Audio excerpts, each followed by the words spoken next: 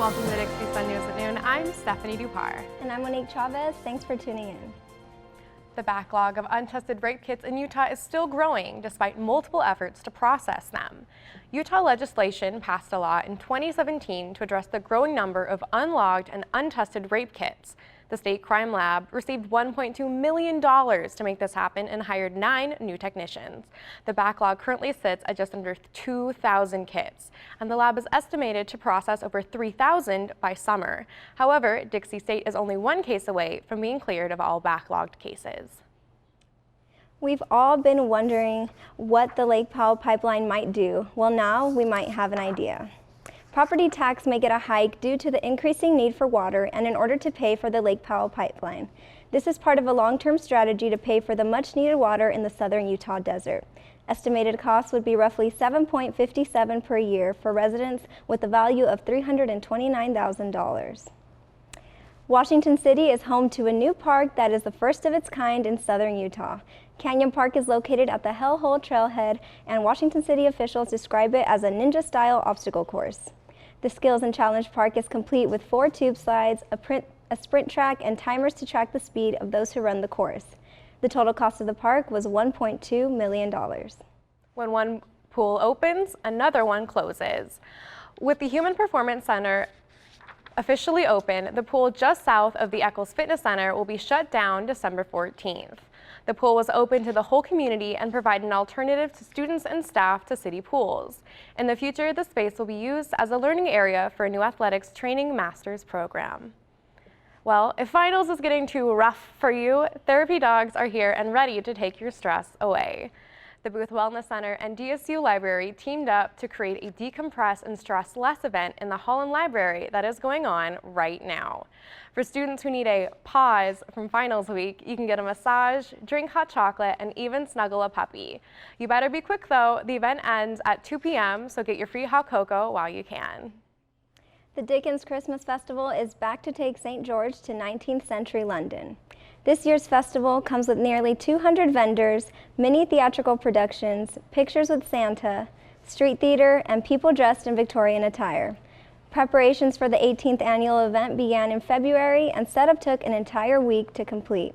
This year, the nonprofit for children's education gave back to Southern Utah's Doctors Free Clinic, the Washington County Children's Justice Center, and Primary Children's Hospital.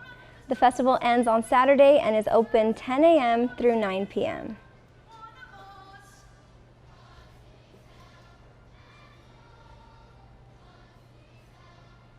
St. George made Utah news in 2017 because of its elaborate Christmas light decorations. This year, the houses are still putting out all the stops. Hedgehog Electric has released its Christmas light spectacular, including some of the famous houses. Any addresses with stars also have a radio station that plays with their lights all through December. You can also win up to a $500 Amazon gift card by dressing up, posing in front of these houses, and posting it to the Hedgehog Electric Facebook page. If you'd rather stay downtown, the city of St. George has its own Christmas celebration in Town Square, complete with a tree and lights up and down Main Street.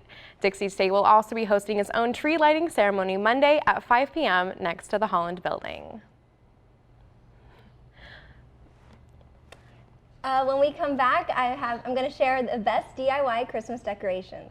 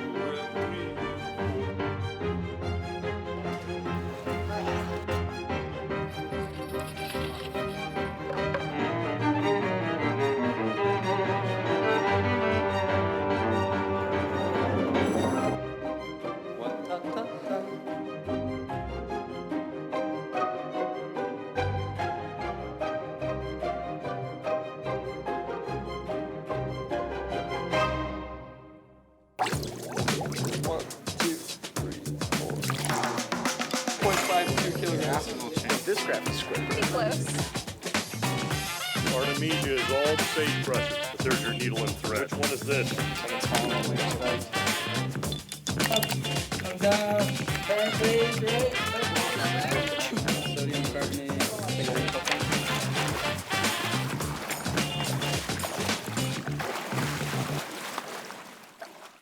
December is finally here, and I'm here to help you get in the holiday spirit with 3 different DIY decorations using only items from Dollar Tree. These affordable crafts are perfect for college students and can even make great gifts.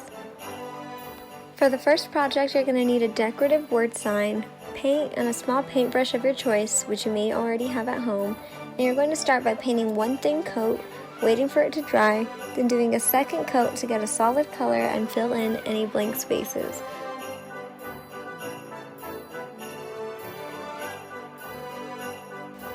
Once that dries, you can start decorating. I got this snowflake garland and jingle bells and just cut off some of the snowflakes and hot glued some bells, and I loved how it turned out. The blank sign makes it completely customizable so you can have fun with different colors, prints, and textures. I wasn't sure what to do with the sign at first, but I put it on my tree and loved it, so I kept it there, but you are free to hang and place it anywhere you want. This next project is my favorite, and it was inspired by the YouTube channel Glue Guns and Roses. You're going to need 2 candy cane wreath forms, 1 circular wreath form, and 4 packs of garland. There is red, gold, and silver. The first step is to wrap an entire candy cane in the garland of your choice. This will end up being the letter J in the word joy when we flip it over.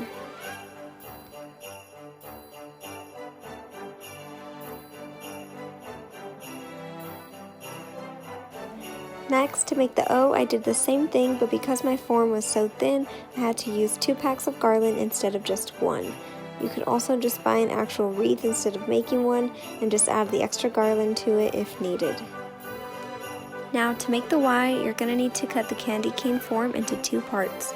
I used wire cutters and it was easy, but you can try to bend it back and forth to break it off.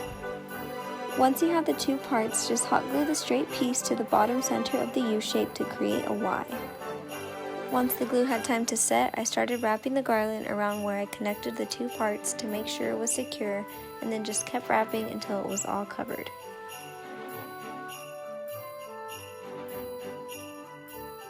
After all of your letters are wrapped in garland, you can personalize it any way you want. I added gold ornaments and some acorn picks I already had at home, and I love the result. This will look great against a wall, or you can really take it up a notch by adding some lights and putting it outdoors. The final project is the easiest. All you need is a mini Christmas tree, small ornaments, and any kind of festive material. I used a tablecloth I already had from Joann Fabrics. First, you're going to start by cutting a thin strip of your material and tying it into a bow. I had to twist and tweak it a bit to get it how I wanted, and then I just placed it on the top of the tree to make sure the size was right. After, I just hot glued a bell in the center, glued the bow to the top of the tree, and trimmed the hanging ribbon to the length I wanted, making sure both sides were even.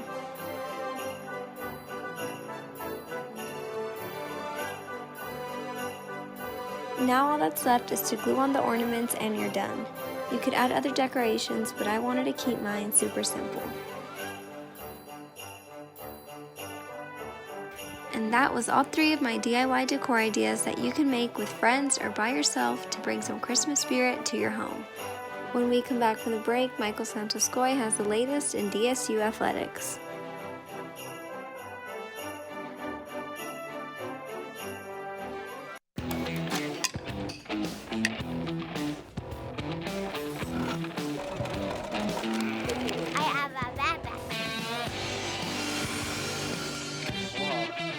请所有的同学回到座位哈。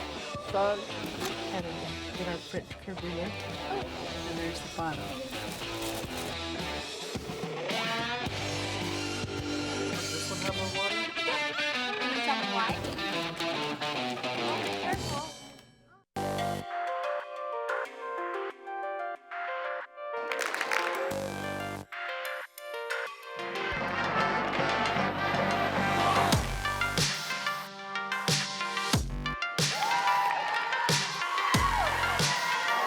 Let's go. Take the ball out there.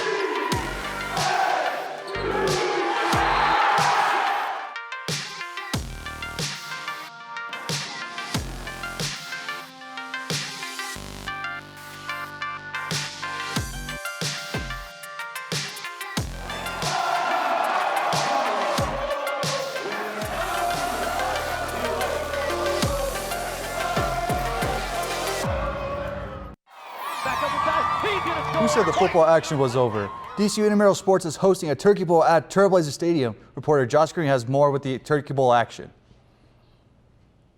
The Turkey Bowl is a 5v5 intramural flag football tournament held on campus at the Trailblazer Stadium. Each team has 5 players on the field, but more than 5 are welcome on the teams.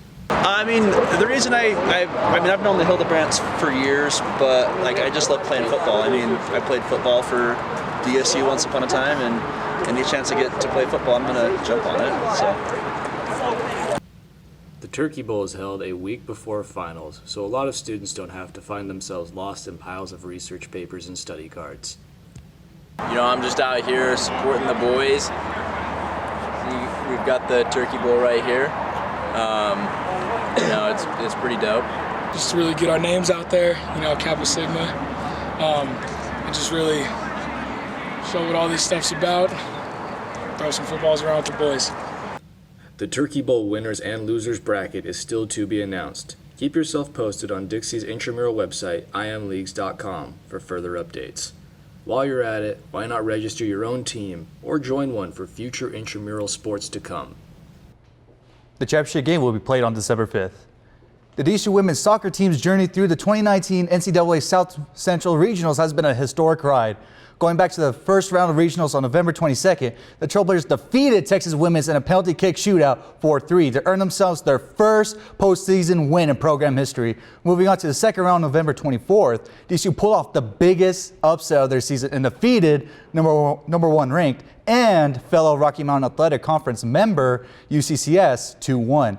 With the win over the Mountain Lions, the Trailblazers punched their ticket into the Sweet 16 and will face off against Dallas Baptist today at 3 p.m. at Bellingham, Washington. The winner of this match will face Point Loma or Western Washington on Saturday. The women's basketball team opened their first conference game of the season against in-state rival Westminster College. The Trailblazers got off to a hot start within the first 3 minutes of the first quarter by going on a 7-0 run led by senior guard Maddie Loftus and redshirt sophomore guard Ashley Greenwood. The Griffins battled back into the game to make the score close. Throughout the rest of the first half, both teams kept exchanging baskets, and DCU would take the lead going into the halftime, 32-28. Coming out of halftime, the third quarter was all Westminster College. They outscored the Trailblazers 20-8, taking the lead 48-40. DCU shook off the shaky third quarter and pulled even with the Griffins in the fourth quarter, tying the game at 56-56. Unfortunately, Westminster College pulled away with the victory last minute to defeat the Trailblazers 63-59. DCU will open a 2-game homestand against South Dakota Mines and Black Hills State. The game against the Hard Rockers will be tomorrow at 5:30 p.m. and the game against the Yellow Jackets will be on Saturday at 5:30 p.m. at Burns Arena. The men's basketball team extended their win streak to 6 games by defeating in-state rival Westminster College.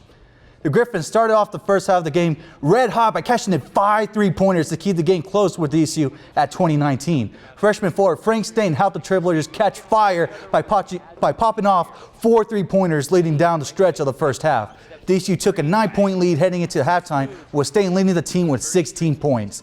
Coming out of halftime, the Trailblazers still had their flame from the first half and went on an 11-2 run. Junior forward Hunter Schofield helped preserve the lead for DCU by leading the team with 10 points in the second half. The Trailblazers never let up in the second half and defeated the Griffins 74-63. DCU looks to continue their winning streak heading into the matchups against South Dakota Mines and Black Hills State. The game against the Hard Rockers will be tomorrow night at 7:30 p.m. and the game against the Yellow Jackets will be on Saturday at 7:30 p.m. at Burns Arena. With fall sports coming to an end, we have a lot of winter and spring sports to look forward to next month. We have more action coming your way with women's and men's basketball with the RMAC tournament coming in March. Diving into more action with women's swim, including 2 more home meets at the Human Performance Center. Women's and men's golf coming back for more action in the months of February and March. Baseball beginning their season at the end of January and softball beginning their season the first week of February.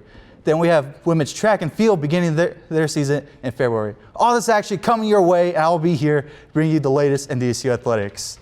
What a great year for DSU athletics. Yeah, especially for all the fall sports. I would just recap with men's and women's golf. Men's golf getting top 5 finishes, and women's golf to highlight their first place finish. That was absolutely amazing for the women's golf team. Yeah, and women's soccer getting to go far in that tournament. Yes, so good luck to them at Washington.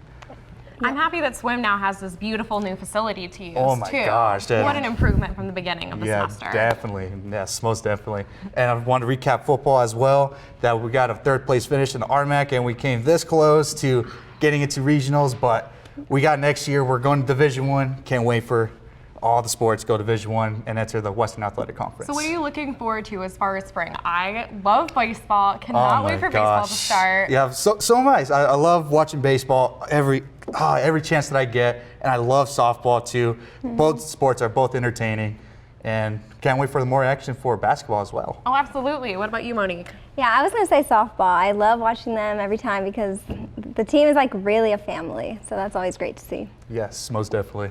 I'm looking forward to that. All right, that's it for this week's 60 Sun News at Noon. Catch us here the third week of January. Have a wonderful Christmas and good luck on finals, Trailblazers.